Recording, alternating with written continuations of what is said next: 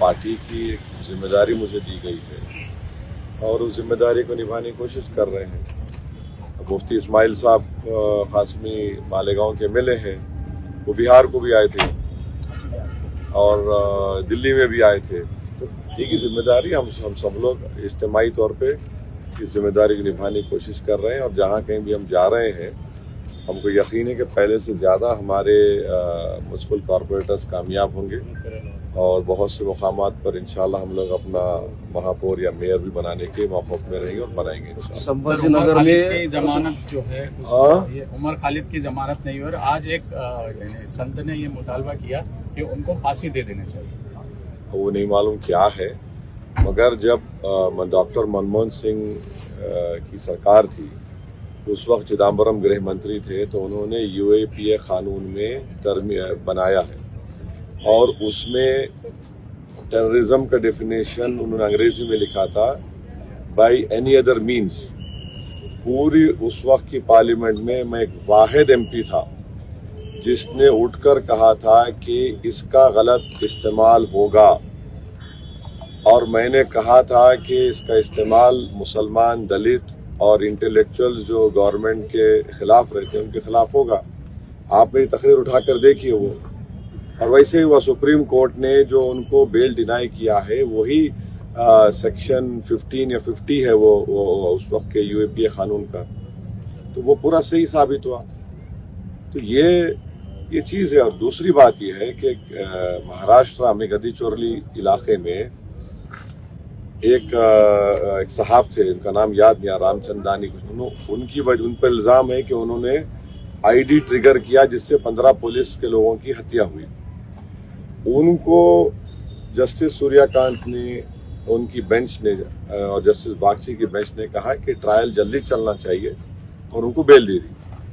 फिर justice Sanjay Kumar supreme court के एक और जज है, एक शख्स पर एमटैक चेयरमैन पर पीएमएलए लगा, prevention of money laundering act, उसका तो ट्विन टेस्ट होता है, उनको बेल लगी, बेल मिल गई उनको। और उसमें उन्होंने कहा कि आर्टिकल 21 का हवाला दिया, राइट टू लाइफ का।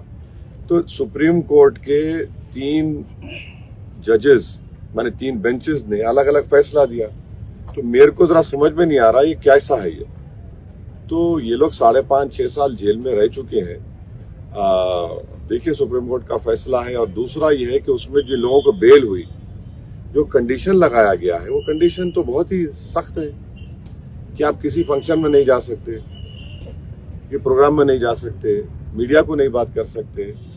ठीक है, आप अपने केस के बारे में मत बात करिए, ये बिल्कुल सही है। आप जो विटनेसेस है उनको आप लोग जाकर इन्फ्लुएंस डराएंगे, सब सही बात, पर ये जो कंडीशंस है तो बड़ा मुश्किल है ये तो। संभाजीनगरमध्ये लोकप्रियता असलेले उमेदवार जे माजी खासदार त्यांच्यावरती हल्ला झाला, क्या है इम्तियाज जलील पे जो हमला हुआ, क्या उसकी तो हम कंडेम करें, वो बुज़दिलाना हमला रहा है।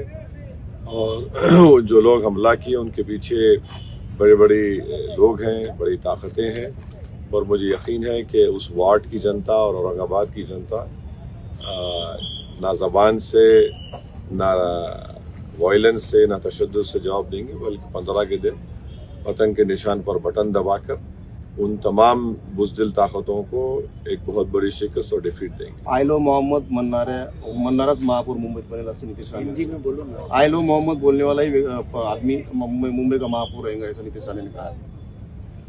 आई लव मोहम्मद बोलने वाले, आई लव महादेव। अच्छा, आई लव देखिए संविधान में ऐसा कुछ लिखा हुआ नहीं है। पाकिस्तान के संविधान में लिखा हुआ है कि सिर्फ एक समुदाय का आदमी ही प्रेसिडेंट और प्राइम मिनिस्टर बन सकता है। हमारे संविधान में ऐसा कहीं पर भी कुछ लिखा हुआ नहीं है। इस देश का कोई रिलीजन नहीं है संविधान के मुताबिक। ये देश सब रिलीजन्स को, समुदाय को मानता है और जो खुदा को नहीं मानता उसको भी मानती है, रिलीजन संविधान कहता है। अब ये लोग दिखाने में कुछ नहीं है तो इसीलिए इस तरह की ये बकवास कर रहे हैं। सर फिर वारिस पठान ऐसा क्यों करे कि बुर्के वाली जो है वारिस पठान पार्टी के हमारे पूर्व विधायक है। मैं असदुद्दीन ओवैसी पार्टी का प्रेसिडेंट हूँ। ये पार्टी की ऑफिशियल लाइन है कि कोई भी बन सकता है, जिस किसी के पास मेजॉरिटी होगी वो पार्टी फैसला करेगी।